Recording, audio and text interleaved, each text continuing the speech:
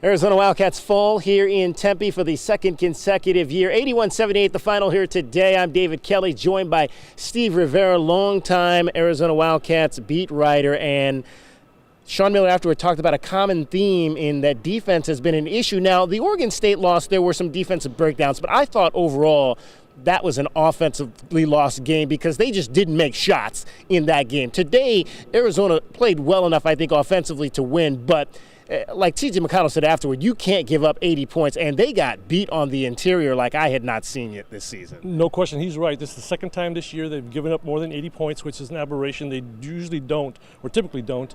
Their defense, and they say they hang their hat on defense. It didn't show up today. ASU shot 53% in the first half, gave them hope, and the hope continued throughout the half. So I guess, is this something that we can chalk up to as a road issue, that it's just something that's going to pop up on the road on occasion for this team? Well, if it is, that's not good because they have a lot of road ahead. That's not good. The thing is, they play down to their competition every now and again, and this is one of those now and agains. From here on out, it's going to be like that, where Arizona is the premier team in the league, and they have everybody below them, so it's kind of scary. And I think the thing that's, to me, is particularly scary is the fact that I expect Stanley Johnson to get beat off the dribble on occasion. He's a freshman. He has not learned how to play defensively effectively at this level. But for Brandon Ashley to get beat on the low post, for Caleb Tarczewski to get beat on the low post, what do you think those guys need to do to improve down there? That's tough because Brandon's been beat a lot down there lately.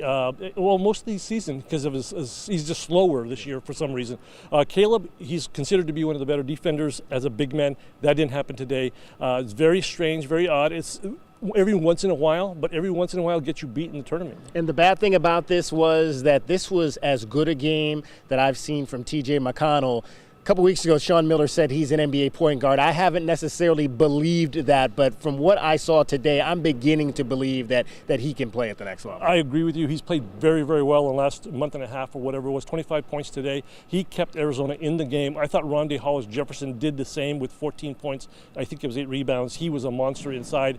He needs to do more of that, but you're right. TJ came up big. It just wasn't big enough. All right, more on the road for this team as they'll head up to face the Washington Schools. Steve, we appreciate you taking the time. Thank you, Dave. All right, final score here again from Tempe, 81-78 in favor of the Sun Devils. Stay with us here at Tucson News Now for more of our continuing coverage of Arizona Wildcats basketball.